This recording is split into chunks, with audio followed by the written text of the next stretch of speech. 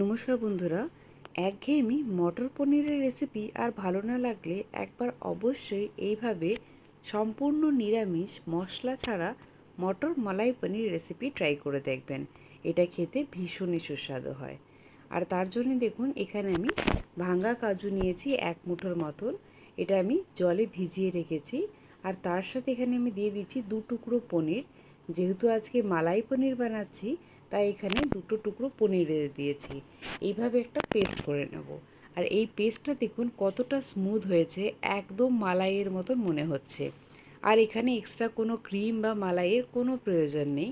আজকের এই রান্নাটা শুধু এই মশলাটা দিয়েই আমি তৈরি করব। আর তার জন্য দেখুন, এবারে এখানে একটা কড়াইয়ের মধ্যে দিয়ে দিয়েছি বাটার। বাটারটার সাথে দিয়ে দিচ্ছি আমি একটু তেল। এটা একটু ভালো করে নাড়াচাড়া করে বাটারটা একটু মেল্ট করে নেব। বাটার ভালো করে মেল্ট হয়ে যাওয়ার পর এর মধ্যে আমি দিয়ে দিচ্ছি আগে থেকে কেটে রাখা পনিরের টুকরোগুলো। এখানে দেখুন, পনিরের টুকরোগুলোকে আমি দিয়ে পরে হালকাভাবে ভেজে নেব। এখানে সব কটা পনিরের টুকরো দিয়ে দিচ্ছি। দেওয়ার পর একটু নাড়াচাড়া করে দিচ্ছি, যাতে কি খুব বেশি লাল রঙটা না ধরে। একদম হালকাভাবে একটা লালচে লালচেভাবে আমরা এটা ভেজে নেব। এবার আমি এর মধ্যে দিয়ে দিচ্ছি কিছু মশলা। প্রথমে দিয়ে দিচ্ছি স্বাদ মতো নুন। আর পনিরটা ভাজার সময় একটু নুন দিলে পনিরটা খেতে বেশ টেস্টি হয়। আর তার সাথে দিয়ে দিচ্ছি আমি এখানে অল্প একটু চিনি। চিনি দিলে ঠিক মালাই পনিরের যে টেস্টটা আমরা চাই, একদম একটু হালকা মিষ্টি মিষ্টি থাকবে, সেটা এইভাবে যদি একটু পনির ভাজার সময় চিনি দিয়ে দেবেন, তাহলে দেখবেন খুব টেস্টি পনিরের তরকারিটা রান্না হবে। এবার আমি এই যে পনিরগুলো দেখুন হালকা লালচে করে ভেজেছি, এগুলোকে আমি চটপট করে তুলে নিচ্ছি। সব পনিরের টুকরোগুলোকে আমি একইভাবে তুলে নিচ্ছি। আজকের এই রেসিপিটা একেবারে মশলা ছাড়া কিভাবে বানিয়েছি সেটা দেখার জন্য অবশ্যই ভিডিওটি পুরোটা দেখবেন। আর এবারে দেখুন, এখানে দিয়ে দিয়েছি আমি কিছু গোটা গরম মশলা, 1 ইঞ্চি দারচিনি, 4টে লবঙ্গ আর 2টো ছোটো এলাচ। দেওয়ার পর এর মধ্যে দিয়ে দিচ্ছি আমি টমেটোর টুকরো। একটা মাঝারি সাইজের টমেটোকে ছোট করে কুচি করে নিয়েছি।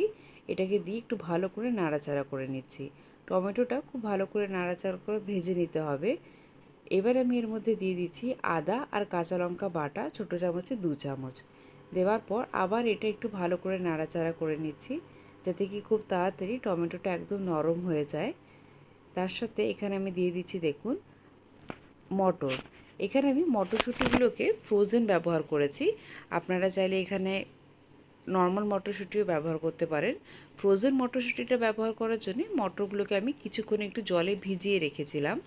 তারপরে জল থেকে ছেঁকে এখানে আমি দিয়েছি। একটু হালকা নাড়াচাড়া করে ভেজে নিয়েছিলাম। তারপরে এখানে দিয়ে দিয়েছি স্বাদ মতো নুন। আর ছোটো চামচের হাফ চামচ দিয়েছি গোলমরিচের গুঁড়ো। দেওয়ার পর এটা একটু ভালো করে নাড়াচাড়া করে দিচ্ছি। আর ঢাকা দিয়ে এটা প্রায় 2 মিনিটের জন্য হতে দেব। একদম মিডিয়াম ফ্লেম করে দিয়েছি দেখুন। 2 মিনিট পর এবার আমি ঢাকাটা খুলে নিচ্ছি। ঢাকাটা খুলে দেখুন মটরটা এবারে ভালোভাবে সেদ্ধ হয়ে গেছে। আর টমেটোটাও একদম ভালো করে ভাজা ভাজা হয়ে গেছে। একবার অবশ্যই এইভাবে সম্পূর্ণ নিরামিষ মটর পনিরটা বানিয়ে দেখবেন। এটা খেতে কিন্তু সাধারণ মটর পনিরের চেয়েও ভালো হয়। এবারে দেখুন, এখানে যে কাজু আর পনিরের পেস্টটা যেটা তৈরি করেছিলাম প্রথমে, সেটা এখানে দিয়ে দিচ্ছি। তবে সবটা এখন ব্যবহার করব না, কিছুটা রেখে দিয়েছি। আর তার সাথে দেখুন, এখানে আমি দিয়ে দিচ্ছি দুধ। এখানে আমি নর্মাল গরুর দুধ ব্যবহার করছি। এখানে আমি প্রায় 1.5 কাপের মতন দুধ দিয়েছি। আজকের এই গ্রেভিটা পুরোপুরি এই দুধ কাজু বাটা দিয়েই তৈরি করব। এত টেস্টি এই গ্রেভিটা খেতে হয়, আর একদম সাধারণ বাড়িতে থাকা উপকরণ দিয়েই তৈরি করছি, তাই যখন খুশি তখন আপনারা এটা বানিয়ে নিতে পারবেন। এখানে বাটারটা দেখুন খুব সুন্দর করে উপরে একদম ভেসে উঠেছে, দেখতে খুবই এটা লোভনীয় লাগছে। আর এবার এখানে আমি আগে থেকে ভেজে রাখা পনিরের টুকরোগুলো দিয়ে দিচ্ছি। সব পনিরের টুকরোগুলো এখানে আমি দিয়ে দিচ্ছি। দেওয়ার পর এটা একটু ভালো করে মিক্স করে নেব। মিক্স করে এটা কিছুক্ষণের জন্য হতে দেব। দেখুন খুব সুন্দর একটা কালার এসছে। এর মধ্যে কোনো কিছু এখানে অ্যাড করার দরকার নেই। অনেক সময় সাদা কালারটা আনার জন্য অনেকেরাই কর্নফ্লাওয়ার অ্যাড করে, কিন্তু এইভাবে যদি বানাবেন তাহলে কোনো রকম এখানে কর্নফ্লাওয়ার অ্যাড করার কোনো প্রয়োজন হবে না। এটা খেতে এতটাই টেস্টি হয়, আর দেখতেও ভীষণ সুস্বাদু লাগছে এটা। এবারে দেখুন প্রায় 1 মিনিটের মতন আমি ঢাকা দিয়ে একটু এটা করে নিয়েছি। ঢাকা খুলে এটা দেখুন আমি নাড়াচাড়া করে নিয়েছি। রেসিপিটা প্রায় হয়ে এসছে, তবে তার আগে আমি এখানে আরও কিছু জিনিস অ্যাড করব, যেটার জন্য টেস্টটা অনেক বেশি বেড়ে যাবে। তার জন্য দেখুন এখানে আরেকবার ভালো করে এটা আমি মিক্স করে নিচ্ছি। খুব সুন্দর একটা কালার আসে এই পনিরের তরকারি, আর এটা খেতেও ভীষণ টেস্টি হয়। এবার আমি এর মধ্যে দিয়ে দিচ্ছি 2টো কাঁচা লঙ্কা। এখানে আপনারা চাইলে কাঁচা লঙ্কার পরিমাণটা একটু কম বেশি করে নিতে পারেন। যেহেতু প্রথমেই কাঁচা লঙ্কা বাটা ব্যবহার করেছি, তাই এখানে আমি 2টো দিয়েছি।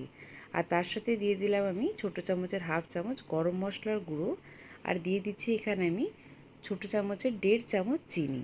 এই রান্নাটা হালকা একটু মিষ্টি মিষ্টি হবে। নিরামিষ রান্নার মধ্যে একটু মিষ্টি ভাবটা থাকলে খেতে বেশ ভালো হয়, তাই এখানে একটু চিনি দিয়েছি। আর এবার আমি এর মধ্যে দিয়ে দিচ্ছি বড় চামচের 1 চামচের মতন ঘি। ঘি দিয়ে দিলে এই রান্নার মধ্যে আর কিচ্ছু বাকি থাকে না, এর টেস্ট অনেক বেশি বেড়ে যাবে। দেখুন একদম এখানে কোনো রকমভাবে হলুদ, জিরে, ধনে বা লঙ্কার গুঁড়ো এখানে কিচ্ছু ব্যবহার করিনি। একদম সাধারণ একটা রেসিপি, খেতে কিন্তু যার স্বাদ একেবারেই অসাধারণ। একবার অবশ্যই এই নিরামিষের রান্নাটা বাড়িতে বানিয়ে ট্রাই করবেন, এটা খেতে কিন্তু ভীষণ ভালো হয়।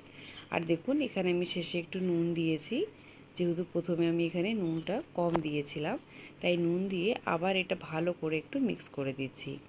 আর মিক্স করে দেওয়ার পর এবারে আমি দেখুন আগেই যে পেস্ট একটু আমি বাঁচিয়ে রেখেছিলাম, সেই পেস্টটা এখানে আমি শেষে ব্যবহার করছি। আপনারা চাইলে এখানে বড় চামচে 2 চামচ ফ্রেশ ক্রিমও ব্যবহার করতে পারেন।